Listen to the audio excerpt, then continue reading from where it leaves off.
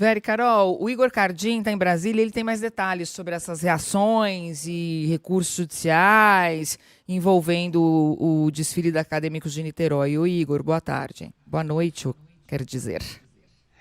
Boa noite para você, também para Vera e para Carol.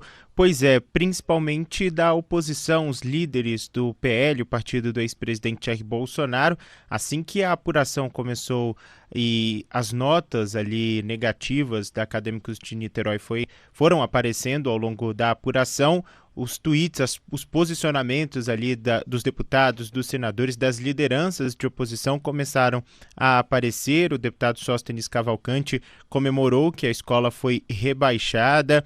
O próprio Partido Liberal também fez uma publicação dizendo que prometeu tudo, entregou nada, como sempre, Lula rebaixado. Então, já colando a imagem, então, do rebaixamento 100% à presença do presidente Lula durante o desfile.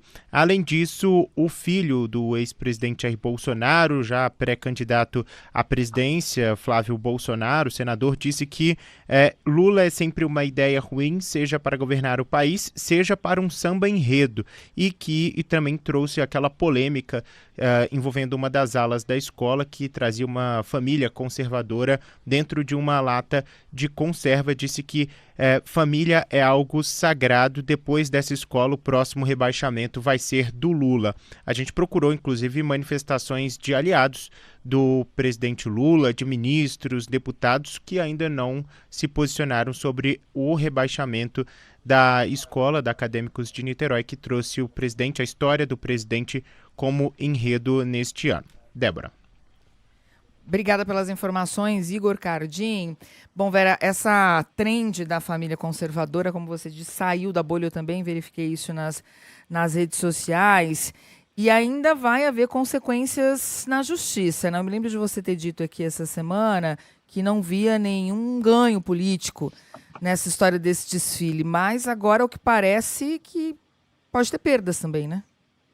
Bom, as perdas eleitorais e políticas, para mim, já estão contratadas. As próximas pesquisas vão refletir, em alguma medida, isso, porque não é como se o presidente estivesse surfando num mar de popularidade que pudesse escorregar numa casca de banana. Ele já está ali no limite entre a popularidade e a impopularidade, e com dificuldade de sair desse limiar. Ele voltou a não ficar com a cabeça inteira para dentro da água, respirar um pouco, tirar o nariz para fora, mas não consegue passar desse limiar. Então, eu acho que o problema, o nó aí nessa área da política eleitoral já está dado. E na área judicial, eu acho que a coisa também ficou mais séria depois do desfile em si.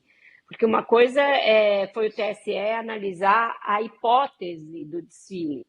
E aí, realmente, ficaria difícil promover uma censura prévia sem saber o que viria. Mas o que veio suscita toda sorte de representação por campanha antecipada, por algum tipo de abuso de poder político, porque, afinal de contas, estavam todos lá. Estava o presidente, estava a primeira-dama, estavam os ministros, então eles chancelaram aquilo em alguma medida. Eles entenderam que aquilo era um ato de propaganda eleitoral antecipada e ainda assim bancaram o risco. Eu não vejo muita semelhança com a reunião do Bolsonaro com os embaixadores, que todo mundo está fazendo analogia. Por quê? Porque ali foi o Bolsonaro que, usando um palácio de livre e espontânea vontade, ele convocou os embaixadores e ele perpetrou um crime eleitoral ao lançar falsidade sobre o nosso sistema eleitoral. Isso é uma coisa. Mas eu vejo, sim, semelhanças com os 7 de setembro, os dois, principalmente aqueles que não foram no palanque oficial, porque o Bolsonaro tentou meter essa, não era palanque oficial, eu estava lá e não sei o que e tal, e o Lula estava lá, desceu, cumprimentou a escola. Então eu acho que existe um risco, sim, de alguma sanção na esfera da justiça eleitoral, multa ou até alguma punição um pouco mais grave do que multa. Então, também por esse aspecto, é um risco que não dá para entender porque decidiram correr, ainda mais numa eleição que tende a ser polarizada, como foi a de 2022, não é?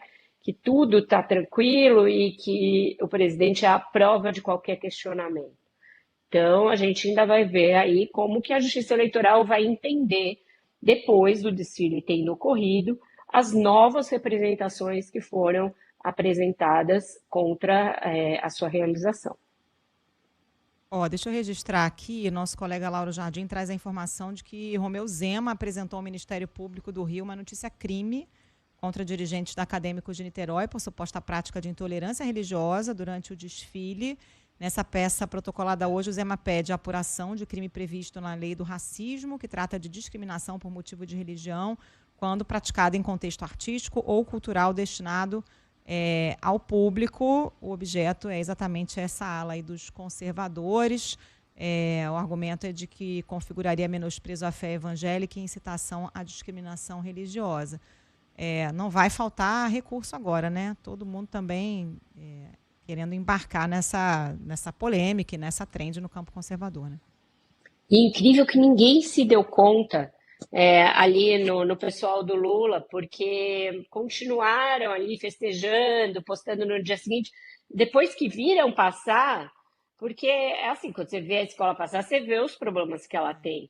Se você é um político, você tem que estar analisando com olhos políticos. Quando você vê uma ala zoando, desrespeitando, afrontando a família conservadora, não soou esse alarme para ninguém naquele momento. Precisou virar trend para as pessoas se darem conta de que tinham ali uma crise para lidar. E quando vão lidar com a crise, lidam de uma forma arrogante.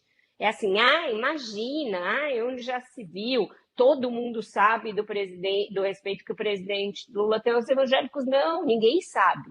Os evangélicos não se sentem respeitados e representados pelo Lula e por esse governo. Ou se tem a humildade de reconhecer que existe um fosso aí separando uma coisa e outra, ou só vão dar com a cara na parede de novo, de novo e de novo. E só para trazer um dado aqui, na última pesquisa Genial Quest, foi divulgado esse mês, né? O índice de desaprovação do presidente Lula entre os evangélicos era de 61%, ante 34% que aprovam a gestão. Aí, no geral, a taxa desfavorável ao governo é de 49%, está entre 49% e 45%, né? Então, a gente já vê uma alta taxa de desaprovação entre os evangélicos, e agora o que a equipe, né, do presidente Lula deve fazer é esperar aí as novas pesquisas para tentar entender o tamanho desse prejuízo. Exato, e não vai ser pequeno, e não vai ser só por isso, né? Esse episódio entra para quem já é conservador e para quem já é evangélico no campo da corroboração. Não é algo novo, não é alguma coisa que vai tirar alguém que já está votando, mas é aquele que já tem uma rejeição ao Lula e ao PT, fala, tá vendo? É por isso. É aquela coisa da corroboração, do CQD. A pessoa olha, se sente afrontada e aí corrobora aquilo que ela já pensava. Se tinha entre esse público conservador e evangélico alguém que considerava a possibilidade de votar no Lula por N motivos, por entender que o Bolsonaro afrontou mesmo a democracia, tentou dar um golpe de Estado, então a pessoa ia lá tapar o nariz, apesar de tudo, e votar no Lula, esse provavelmente não vai mais, porque ele se sentiu pessoalmente agredido naquilo que ele tem de mais profundo e pelo que ele preza, que é a sua família e a sua fé. Duas coisas com as quais a política não deveria brincar. Não foi a política, foi a escola de samba, mas, de novo, se você vai lá dar apoio a uma escola de samba que está te homenageando, é de bom tom, convém você pelo menos ter um briefing do que vem lá para não ser surpreendido e não arcar com as consequências que não seriam suas se você fosse mais comedido e menos afoito. E as redes sociais estão justamente endossando isso que você fala, né? Quando a gente vê que essa trend da família conservadora saiu da bolha e que evangélicos ditos progressistas também entraram na trend. Quando a gente vê católicos também entrando na trend, tem notas, né, da arquidiocese, como disse a Carol. E isso, o fato de sair da bolha, eu acho que endossa exatamente isso que você está dizendo. Exato. A gente tem um tempinho ainda, deixa eu trazer aqui, o Jornal Globo acabou de subir aqui no site uma apuração do Sérgio Rocho e da Vitória Azevedo, já conversando com algumas lideranças petistas. Todos falaram em off, né? Mas já tem um clima avaliando que o presidente Lula vai ser obrigado a fazer gestos aos evangélicos para se recuperar desse desgaste. O entendimento entre os petistas é que, num primeiro momento, vai ser necessário esperar um tempo, né? Deixar a poeira baixar, como se diz, para as críticas esfriarem. Um aliado disse para o Globo que as reações são resultado do impacto do desfile e que, com o tempo, irão arrefecer, mas reconhece que haverá um desgaste mais cristalizado no segmento evangélico, que historicamente já tem uma rejeição em relação ao Lula e ao PT. Petistas entendem também que vai ser necessário fazer pesquisas dentro de algumas semanas para medir exatamente as consequências. E aí vão ter que pensar nessas ações. Então, estão tentando calcular a rota. O Lula está em viagem à Ásia, né? Foi para a Índia, depois vai à Coreia do Sul. Então, qualquer iniciativa mais concreta só deve ser tomada depois da sua volta. Dirigentes descartaram responsabilidade do partido nesse caso. Edinho Silva disse que não tem sentido em tentar desgastar o Lula por causa desse episódio.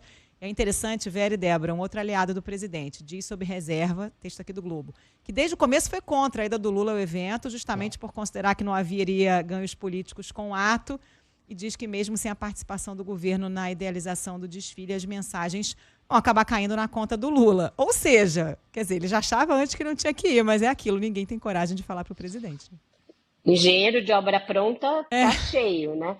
Os outros são aqueles que escrevem antes que o negócio não vai dar certo. E aí fala, essa daí é sempre contrária, essa daí... Gente, não é preciso ser contra ou a favor, é preciso ter uma coisinha básica, mas que está faltando, que é bom senso.